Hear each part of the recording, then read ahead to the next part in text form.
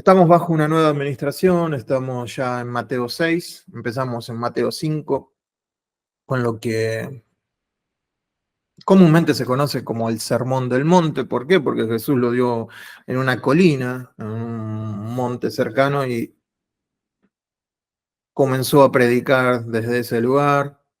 Ya venía hace poco predicando, no solo con palabras, sino en acciones, y en este momento empezó a proclamar el reino. El reino es proclamado en palabras, pero dentro de esa proclamación del reino nosotros vemos que les dio la bienaventuranza a los discípulos. Sobre todo el enfoque era el discípulo, aunque la audiencia era mayor, aunque la audiencia eran las personas que habían sido sanadas por el Señor, las personas, los desahuciados. Ese era el público de Jesús, eran los que nunca habían llegado a nada, estaban ahí. Y de repente se colaba algún que otro fariseo, saduceo, algún escriba para escuchar, pero mayormente la audiencia, sobre todo en el Sermón del Monte, era esa. Entonces les habló de las bienaventuranzas, les habló de que eran sal y luz, aquellos que recibieran el reino de Dios podían ser la sal y luz de este mundo. Y también le empezó a hablar de sus leyes. Dentro de sus leyes nosotros vimos que habló de la ley del asesinato, del adulterio, del juramento, del talión, del amor. Todo eso estaba circunscripto a: oyeron que fue dicho, pero yo os digo. Terminamos con esa sección de oyeron que fue dicho y yo os digo, y ahora entramos en la sección que todos comúnmente conocemos como el Padre Nuestro, pero acá Jesús lo que está hablando es acerca de las tradiciones. En el anterior párrafo o sección había estado hablando acerca de la ley, y ahora cómo esa ley tenía que ser vista desde el reino, pero ahora cómo es vista las acciones, ¿sí? La limosna, la oración, el ayuno, las riquezas, el comportamiento entre ciudadanos. Eso lo está viendo a la luz de este nuevo reino que él está predicando. Y nosotros estamos en eso. Ya vimos en cuanto a la limosna, de no tocar trompeta, de no llamar a las noticias, de ir a lo secreto. Y el Señor nos va a recompensar el público. Esa es la fórmula. Vamos a lo secreto y el Señor nos recompensa en público. ¿Querés ser recompensado en público? No intentes llamar la atención, o no intentemos llamar la atención para recibir la recompensa del público, porque si hacemos eso ya tenemos nuestra ganancia. Ya se terminó ahí. Pero si vamos a lo secreto, el Señor nos va a recompensar en público y la gloria va a ser de Él. Esa es la fórmula. ¿Por qué? Porque del corazón, si ustedes saben que el cara a cara donde nos estamos reuniendo pertenece a algo que conocemos como redescubrir el corazón, y la base de lo que nosotros predicamos es guardar nuestro corazón, porque de ahí mana la vida de Dios. Entonces, el corazón, la mente y los motivos dirigen las acciones. Para cambiar las acciones tenemos que cambiar las imágenes del corazón. Para cambiar las imágenes del corazón tenemos que ver lo que está escrito, no leer, no ver lo que está escrito. Intentar ver con los ojos del Espíritu lo que está escrito en la palabra, para así el Espíritu Santo genera una nueva imagen y con esa imagen poder vivir. El servicio al prójimo ya lo vimos. En cuanto a la limosna, lo que estamos viendo es ahora en la dependencia que tenemos de Dios, cómo cambia nuestro corazón. En cuanto a la oración, dijimos que el corazón se destempla, se desafina. Necesitamos el tono de Dios para otra vez afinar el corazón. El corazón, conforme nos vamos tratando con alguien en la calle, nos reunimos, hacemos un negocio, vamos a un negocio a comprar algo, siempre va a ocurrir algo, las noticias, lo que sea, llega y ¡tuc! Ese corazón que estaba afinadito con Dios, de repente se desafinó. Bueno, hay que ir otra vez y entonar con Dios, ponernos a tono con Dios, entrar en esa sintonía con Dios. Y el corazón necesita otra vez ser acomodado al corazón de Dios. Y eso es lo que hace la oración. La oración, conocida como Padre Nuestro, tiende a modificar el corazón, ¿sí? Por eso Jesús dice: no te des prisa con tu boca. perdón, no es Jesús.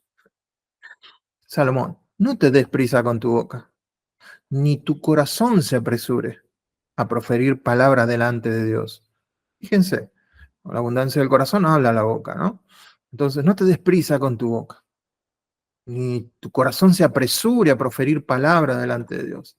Porque Dios está en el cielo y tú sobre la tierra. Por tanto, sean pocas tus palabras. Si ustedes hacen un pequeño estudio, no tiene que ser un estudio muy complicado. Lean las veces que Jesús oró, los registros que tenemos en la Biblia de las oraciones de Jesús, o sea, el registro del Espíritu Santo que quedó escrito para que nosotros veamos. Las oraciones de Jesús fueron cortas, sencillas. Claro, alguien me puede decir, bueno, pero pasó toda la noche orando al Padre. Sí, pero eso no está registrado en palabras como oró. Pero los que está registrado en oración de Jesús son cortas, son sencillas, son simples. Y acá lo que Salomón está diciendo básicamente es eso. ¿Sí? Sean pocas tus palabras. Nosotros tenemos la tendencia a pensar oraciones largas, oraciones ungidas.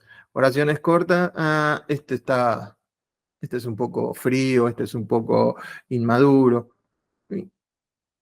Mm, Lo que vemos en la Biblia es exactamente lo contrario.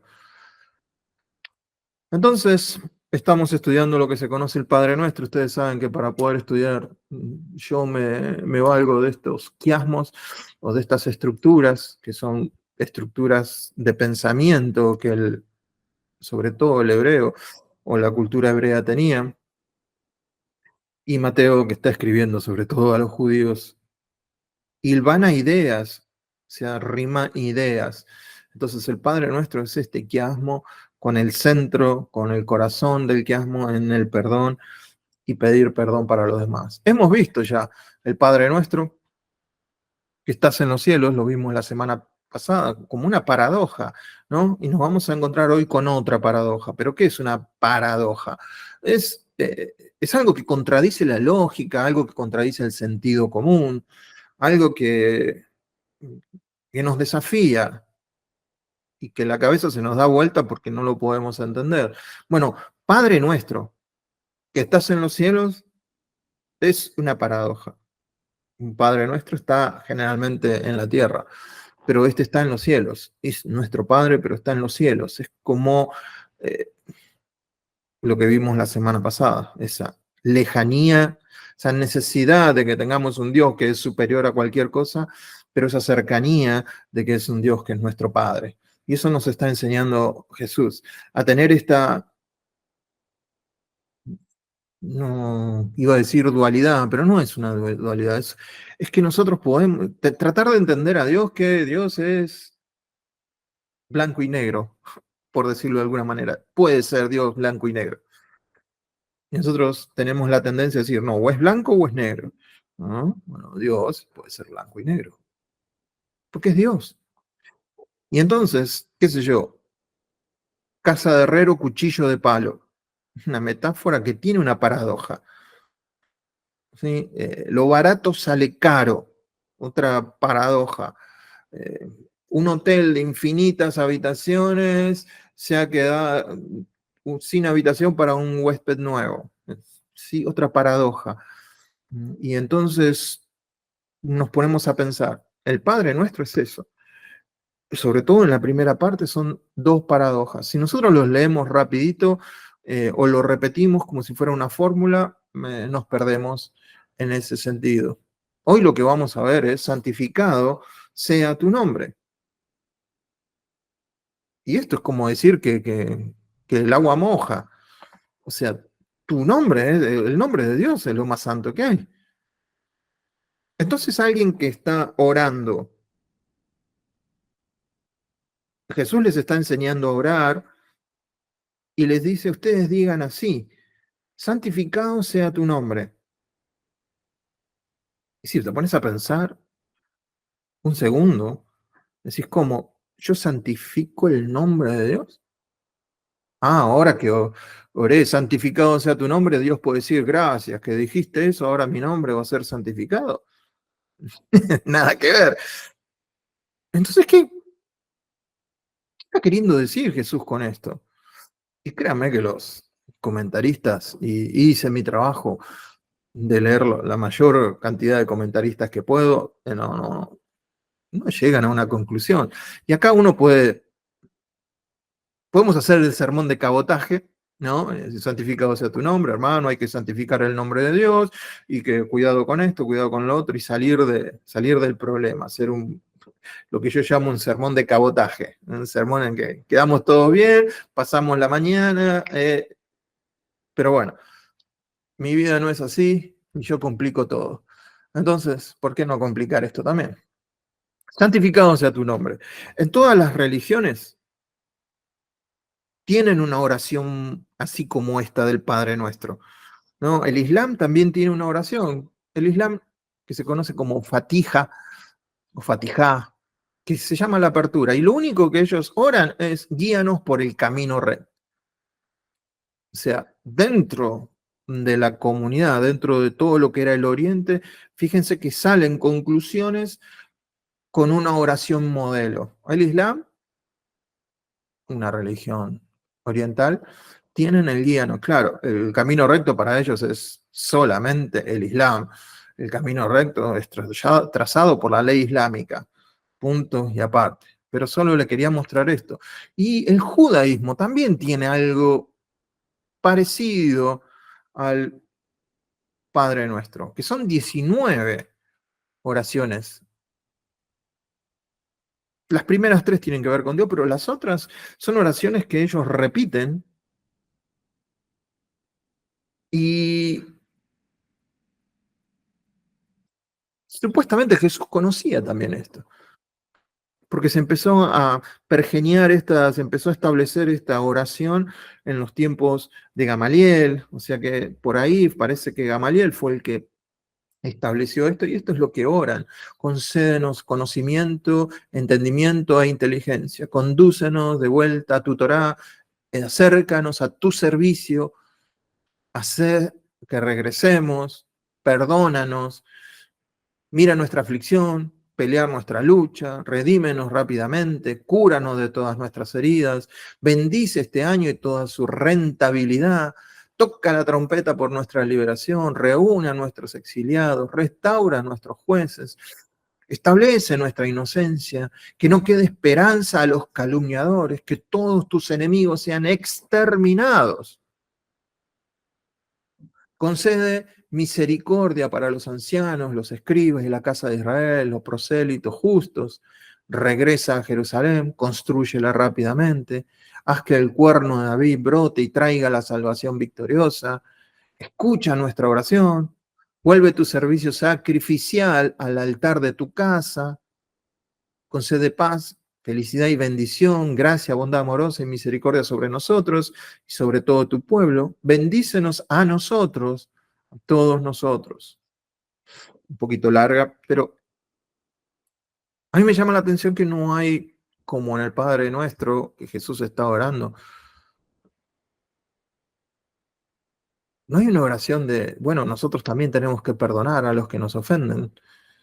Venga tu reino, es como muy antropocéntrica esta oración, muy danos, danos, danos, danos, eh, establece la religión otra vez, danos, danos, danos. Y el Islam parece lo mismo, por eso Jesús rompe con todo. ¿Cómo podríamos explicar entonces este santificado sea tu nombre? Vamos a analizar varios textos. Necesito que se despierten, así que péguense un par de, cachetadas ahí y los necesito despiertos. No voy a analizar los textos, como generalmente hacemos, sino lo que vamos a tratar de analizar para entender santificado sea tu nombre es no el texto, sino la letra, no, sino la vivencia de lo que está ocurriendo alrededor del texto que vamos a leer. Vamos a tener que entender el proceso que está ocurriendo más allá de la letra, para poder entender santificado sea tu nombre. santificado sea tu nombre, si me voy a poner en técnico, es un verbo que está en pasivo. O sea, santificado sea tu nombre, es que Dios es el que hace. Se lo conoce como un pasivo divino. Así se conoce esa conjugación verbal. Es un pasivo divino, o sea que Dios hace, Dios santifica su nombre, no nosotros. Dios mismo se encarga de santificar su nombre. ¿Sí? Su nombre sabemos que no es solamente Jehová o Adonai o Elohim, su nombre es su persona, su ser. Entonces podríamos decir, honra tu propio nombre, venera tu propia persona, establece tu propia persona. Y a nosotros nos reconviene, hermanos, que tengamos un Dios santo. No nos conviene ¿qué es lo contrario a santo? A ver si están despiertos hoy. ¿Qué es lo contrario a santo? A santo. Es profanar, ¿sí? Profanar es lo contrario a santidad. Profanar algo. Entonces, tener un Dios profano, ¿de qué nos sirve? ¿Te sirve? ¿Te cierra un Dios profano? No. A nosotros nos sirve un Dios santo. Y ahí entramos en la paradoja. Entonces, vamos a intentar descubrir esto. Hoy la compliqué, pero al máximo, ¿no? Cómo un Dios santo, separado de todo, purísimo en su esencia, puede tener relación con nosotros. Ese Dios santo requiere justicia, requiere santidad del que se acerca a él, pero entonces, ¿cómo conjugamos a ese Dios santo con nosotros?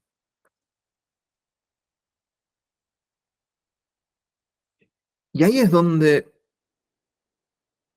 tenemos que conjugar la santidad con el amor. ¿Vieron que yo dije que Dios puede ser blanco y negro? Dios puede ser santo, pero también es amoroso. Dios es amor. Entonces, esa santidad ahora se tiene que mezclar con el amor. Y ese amor, en ese amor ocurre la misericordia, en ese amor ocurre otras características de Dios que hacen que esa santidad sea posible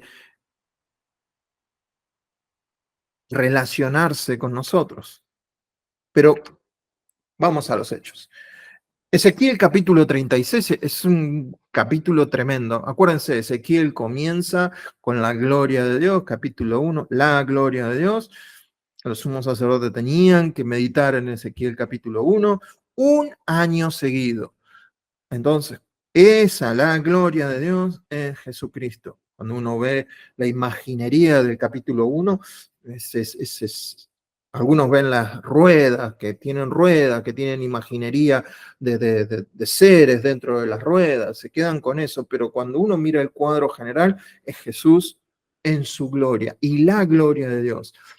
El templo, o sea, Dios se aparta de Israel. ¿Por qué? En Ezequiel 36. Porque Israel profanó el templo. Se aparta. La gloria de Dios se aparta de Israel. ¿Por qué? Porque Israel profanó el templo. Y entonces ahí ya no hay santificado sea tu nombre. Santifica. ¿Cómo oraríamos en ese momento donde sabemos que la gloria de Dios se apartó por haber profanado el templo? Entonces vamos a leer, lo voy a leer, capítulo 36, versículos de 16 al 29. Está muy chiquito, a veces es difícil poner esto en el PowerPoint porque por una cuestión de acomodar que quede todo, no se puede. Pero si ustedes tienen su Biblia, bienvenido sea. Ezequiel capítulo 36, versículos del 16 al 29 dice así.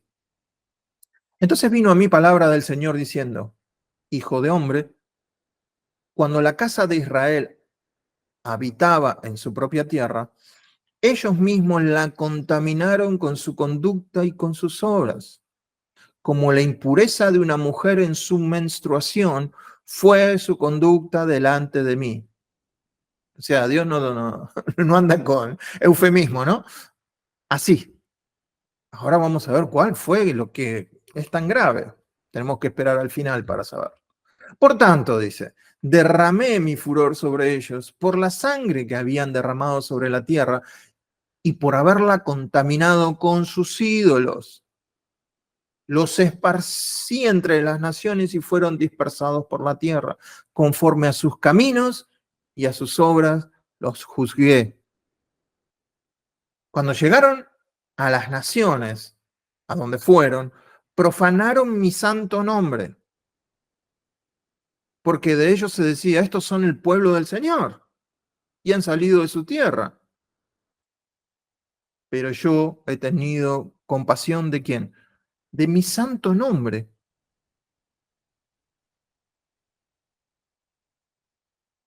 Santificado sea tu nombre. He tenido compasión de mi santo nombre, que la casa de Israel había profanado entre las naciones a donde fueron. Por tanto, di a la casa de Israel, o sea, Ezequiel, decile a Israel, así dice el Señor Dios, no es por vosotros, casas de Israel, que voy a actuar, sino por mi santo nombre, que ustedes, que habéis profanado entre las naciones donde fuisteis. Vindicaré la santidad de mi gran nombre, profanado entre las naciones, el cual vosotros habéis profanado en medio de ellas. Entonces las naciones sabrán que yo soy el Señor, declara el Señor Dios. Cuando demuestre mi santidad entre vosotros a la vista de ellos.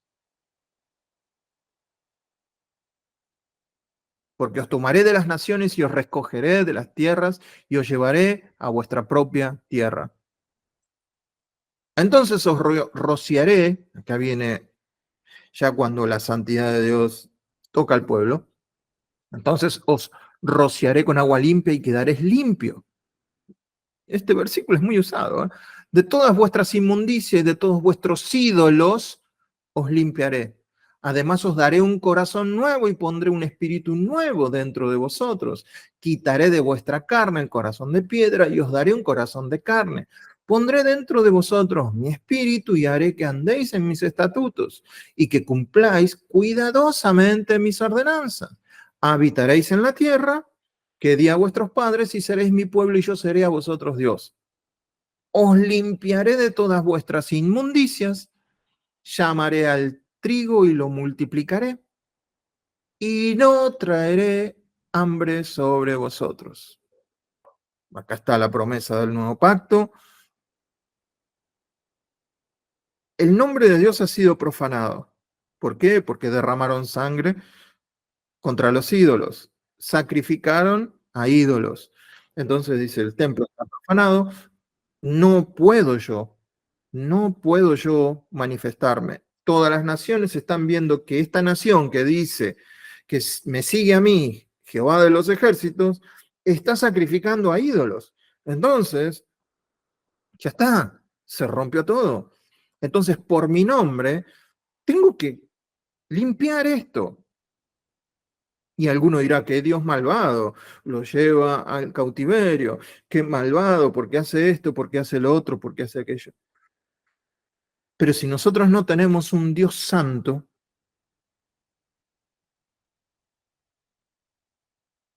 ¿para qué nos sirve ese Dios? Otra vez, ¿preferís un Dios profano?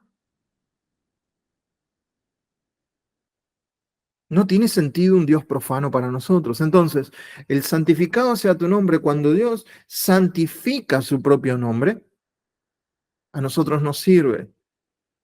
Claro que quizás no nos guste el proceso, ¿sí? En este caso fue un proceso nacional, pero ahora vamos a ver un ejemplo en donde hay un proceso personal, o dos ejemplos de procesos personales. No me voy a detener, me encantaría detenerme en los detalles de Ezequiel 36, Pero si ustedes ven el contexto del versículo que usamos siempre, ¿no? Pondré espíritu nuevo dentro de vosotros, quitaré de vuestra carne el cuerpo. Es este el contexto. Uf, a mí me cambia totalmente la imagen de saber cómo estaba el pueblo. Y que por su nombre, otra vez, santificado sea su nombre, es que Dios mismo santifique su nombre. Que Dios mismo sea el que se aparte de todo lo que nosotros después llegamos a hacer. O sea, si me ven a mí, supuestamente, vamos a ponerlo como pastor de una iglesia evangélica, pero me ven adorando a otros dioses y saben que yo sigo a este Dios de la Biblia, a este Jehová, y sigo a Jesucristo y me ven haciendo otra cosa, yo estoy profanando el nombre. Dios tiene que ser santo. Por eso Pedro dice, santificad a Dios en vuestros.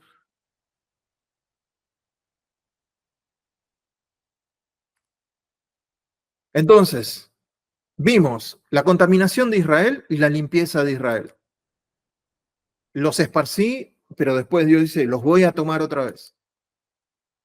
Ellos profanaron todo el templo, yo lo voy a santificar.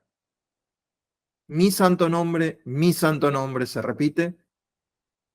Israel ha profanado mi santo nombre. ¿De qué manera? Ofreciendo sacrificios a los ídolos, derramando sangre de animales a los ídolos. Entonces, es Dios mismo quien demuestra que su santo nombre es santo. La frase santificado sea tu nombre es una obra realizada por Dios, que santifica su propio nombre, actuando en la historia para salvar. Fíjense que todo esto que hizo Dios con Israel fue para salvarlos. Nadie me dice que este Dios malvado que lo llevó a otra tierra, que le hizo justicia, que lo... Nadie me, nadie me dice, no, qué bueno que es Dios, que no permitió que el pueblo siguiera ofreciendo sacrificios a los ídolos. Ah, cuando lo veo así, digo, es un genio este Dios, es un capo. Ahora, si me pongo en las minucias, decía, ah, mira cómo trató al pueblo. Sí, pero el pueblo primero lo negó a Dios. Y otra vez, concordemos en que necesitamos un Dios santo. Seguir a un Dios profano, ¿qué sentido tiene?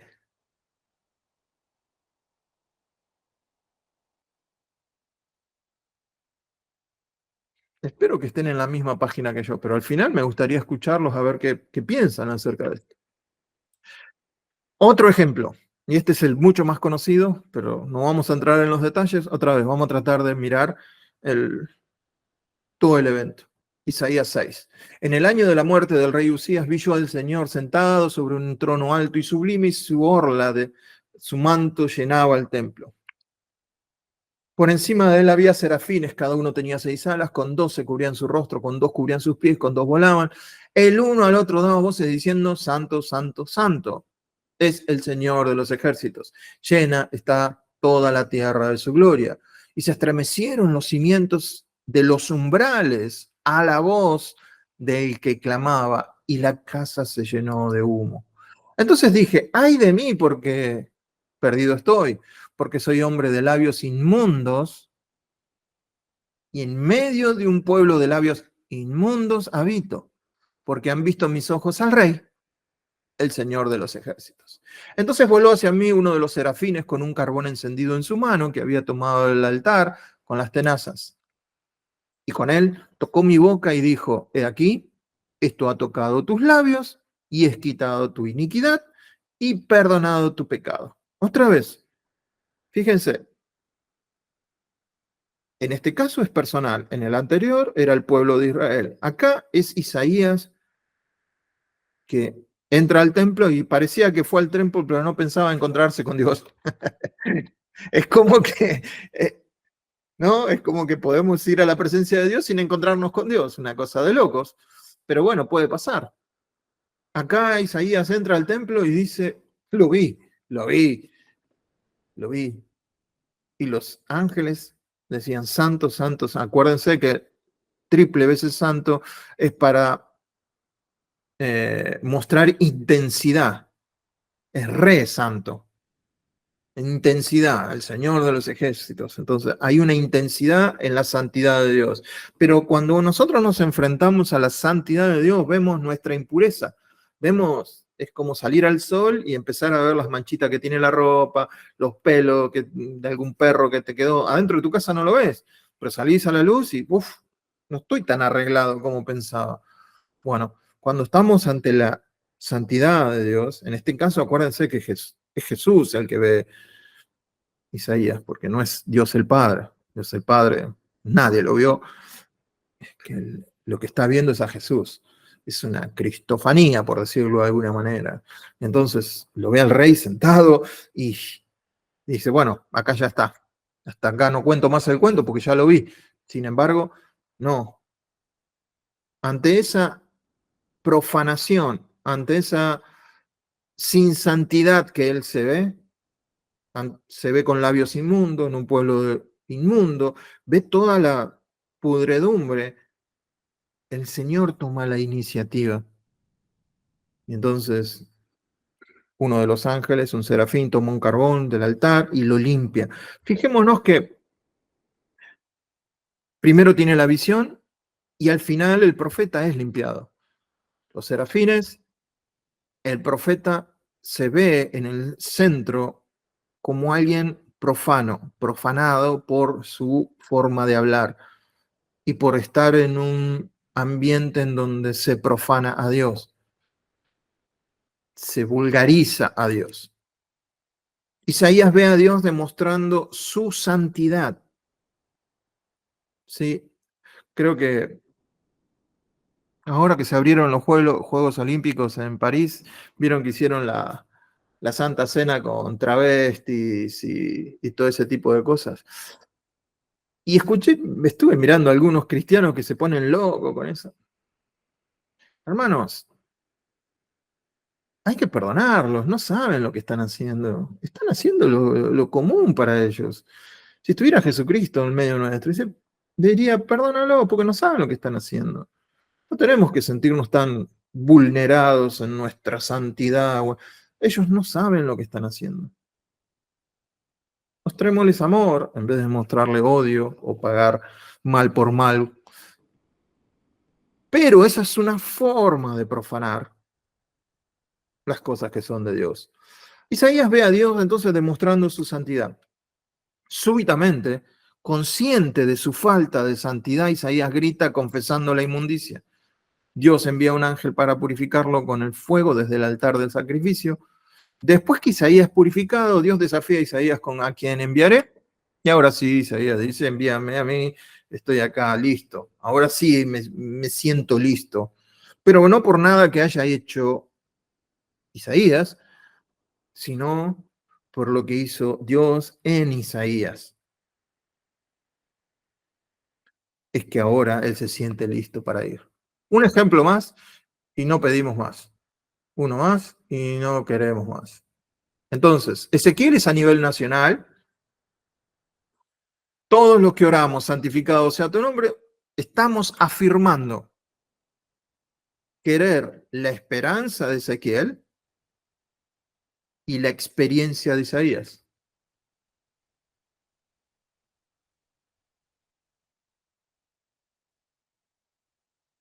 Ezequiel a nivel nacional, Isaías a nivel personal. Santificado sea tu nombre. Entonces, si yo estoy orando que su nombre sea santificado, Dios va a venir sobre mi nación y va a sacar todo lo que no es de él. Pero también va a venir sobre mi vida y va a sacar todo lo que no es de él. Si es que lo estoy orando de esa manera, santificado sea tu nombre con la intención que tiene esto. Y entonces alguien me puede decir, pero bueno, entonces, ¿dónde se encuentra el amor y la santidad? Que es algo que yo me pregunté. ¿Cuál es el punto de encuentro? ¿Cuál es el punto de encuentro entre el Padre Nuestro y el Dios Santo? ¿Cuál es el punto de encuentro entre el amor con la santidad? Y acá me cuesta, yo no sé si lograré explicarlo, esta mañana. Lo único que voy a lograr es exponerlo ante ustedes, pero no sé si lo voy a poder explicar o darme a entender. No porque ustedes no sean inteligentes, sino porque a mí me cuesta quizás explicarlo. Quizás al final ustedes me pueden decir, yo lo entendí. Y el último ejemplo que quiero poner es Oseas, con Gomer, su esposa. Cuando por primera vez el Señor habló por medio de Oseas, el Señor dijo, anda, toma para ti una mujer ramera, un amigo, Señor. ¿Cuántos quieren ser profeta de Dios? ¿Cuántos levantan la mano y quieren ser profeta de Dios? Gloria a Dios. Aleluya, amén. Anda, toma para ti una mujer ramera y engendra hijos de prostitución. Porque la tierra se prostituye gravemente abandonando al Señor. Entonces lo que Dios quiere hacer es quiere dar un mensaje profético a través de Oseas. Acá Dios es Oseas. ¿Estamos? Dios, cuando leamos Oseas, es Dios, que está dando un mensaje de lo que está pasando con él y el pueblo. Bien, entonces Oseas va y la que estaba en la lista era Gomer. Después de haberla destetado al tercer hijo, después nos damos cuenta que solo un hijo es de Oseas, los otros dos no son de él. Ella concibió y dio a luz un hijo, el tercero. Y el Señor dijo, ponle su nombre Lo Amni, porque vosotros no sois mi pueblo y yo no soy vuestro Dios. ¡Wow! ¿Podemos llegar a ser parte del pueblo de Dios sin que Dios sea nuestro Dios?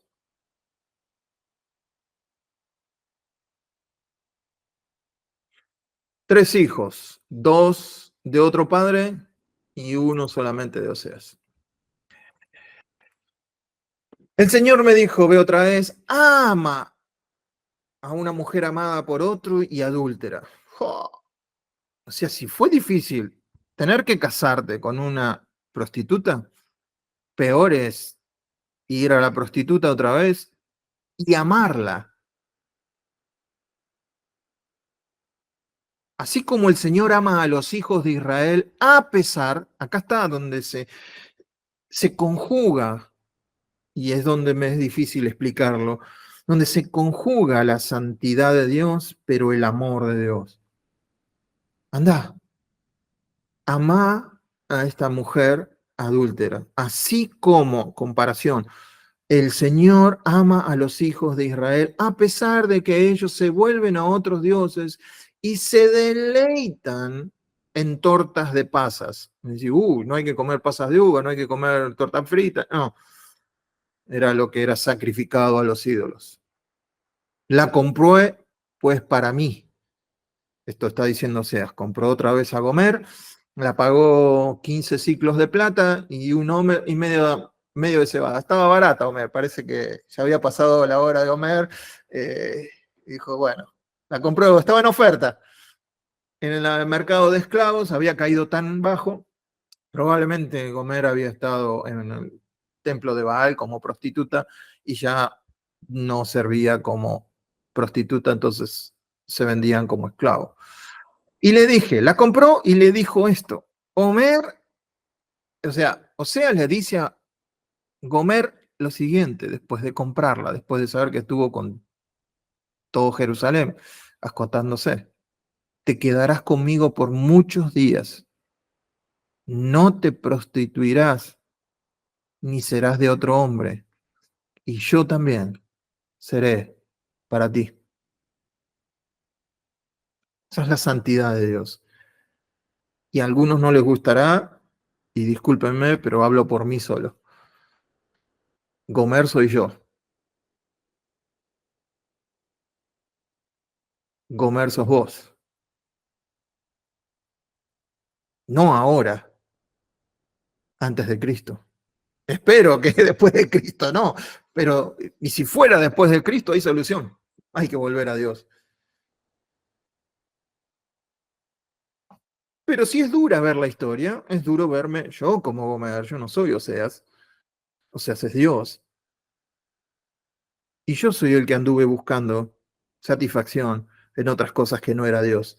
Yo me prostituía con otras cosas. Ahora, en Cristo, ¿eso sigue sucediendo? Espero que no. Santifica tu nombre. Que tu nombre sea santificado. Aún cuando mis hechos no concuerden con lo que vos sos como Dios. Que tu nombre sea santificado. Y termino. Dios es amor y se enfrenta a una naturaleza impía, la nuestra. Como el mismo Oseas en su felicidad destrozada, aprendió a conocer el amor como la fuerza incomprensible, y esto lo digo por mí, que puede salvar incluso a su esposa perdida, a su esposa desahuciada, su esposa inmunda. Así, la santidad de el Padre se conecta con su amor para salvar lo que se había perdido. Y ahí levanto mis dos manos, ese soy yo.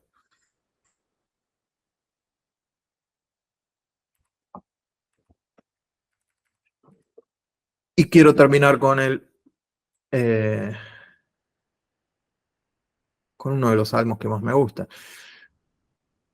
Nos encontramos pidiendo santificado sea tu nombre, una obra, pedimos, me encantaría que Argentina sea santificada, que Argentina pueda honrar a este Dios santo y no a un Dios profano, me encantaría que muchas naciones, y eso va a suceder en algún momento cuando el rey sea el rey de reyes y señor de señores sobre la tierra.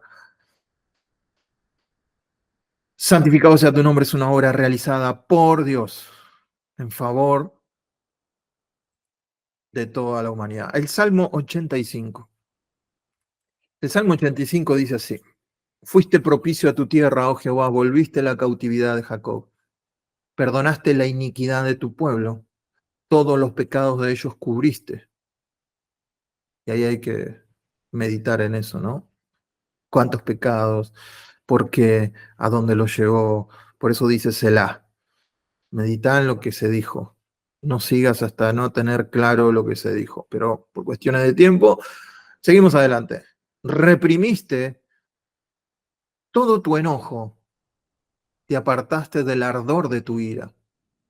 Y acá viene la oración del salmista. Restáuranos, oh Dios, de nuestra salvación y haz cesar tu ira sobre nosotros. Se pregunta el salmista, ¿estarás enojado contra nosotros para siempre? ¿Extenderás tu ira de generación en generación?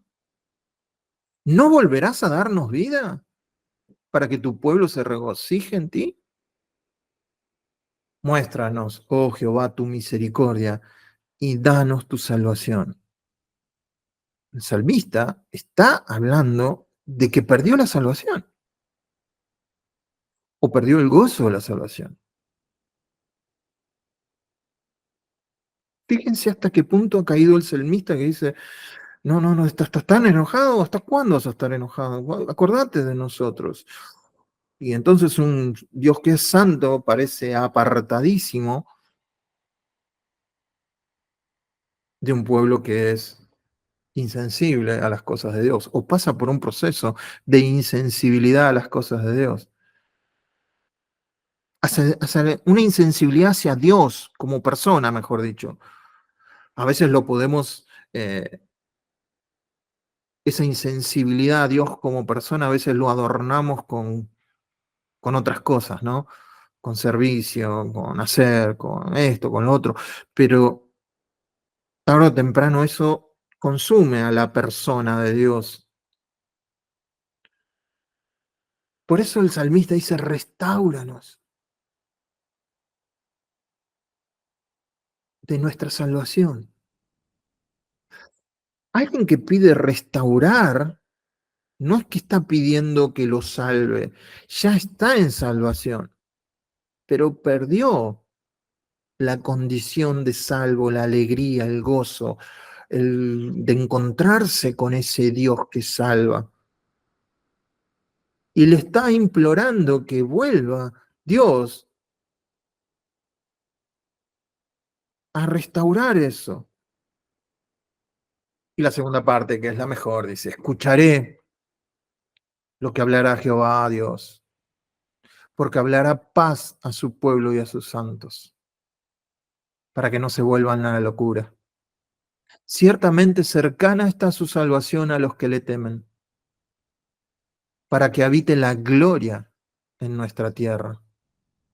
La misericordia y la verdad se encontraron, la justicia y la paz se besaron. La verdad brotará de la tierra y la justicia mirará de los cielos. Jehová dará también el bien y nuestra tierra dará su fruto.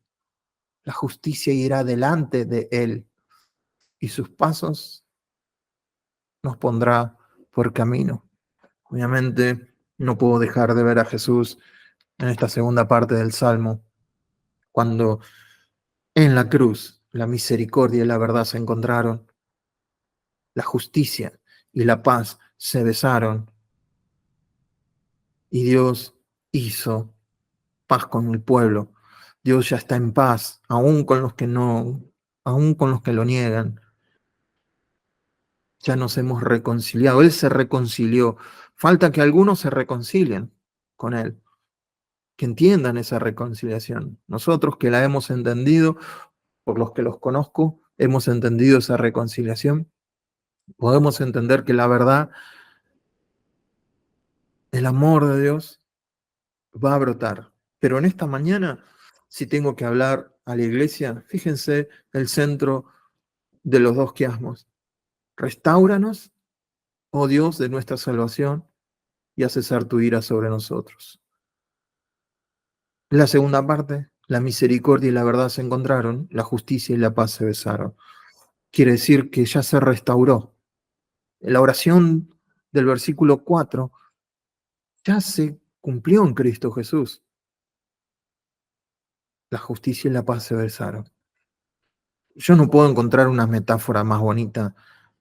El lenguaje que tengo es muy limitado, no conozco todo, pero entender que este Dios santo, apartado de todo, purísimo en esencia, que me recontra conviene que sea así, que me agrada que sea así, pero del otro lado estoy yo, inclinado siempre por mi carne, inclinado a no reconocer a ese Dios, inclinado a apartarme de las cosas de Dios, de su persona.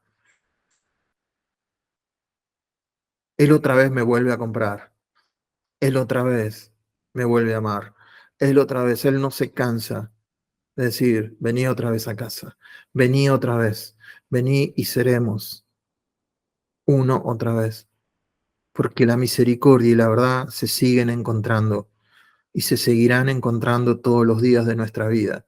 La justicia y la paz se seguirá besando mientras nosotros reconozcamos a Jesús como nuestro Señor. Eso no va a cesar. Entonces, cuando nosotros decimos, santificado sea tu nombre, estamos diciendo mucho. No es solo una frase, no es solo una etiqueta, no es algo que nosotros podemos hacer. Solo podemos decir eso como un anhelo, que su nombre sea santificado en nuestras vidas. Pero si estoy orando eso es porque Dios va a tomar acción. Dios va a accionar para que su nombre esté siempre por encima de todo, más allá de lo que el pueblo o sus hijos puedan llegar a hacer. Pueden llegar a profanarlo, pueden llegar a ignorarlo, pueden llegar a... Pero nuestra oración tiene que ser, santifica tu nombre. Y en esta mañana podemos decir, Dios, santifica tu nombre en tu iglesia. Uf, ¿y qué estaremos pidiendo cuando pedimos eso? Santifica tu nombre en mi vida.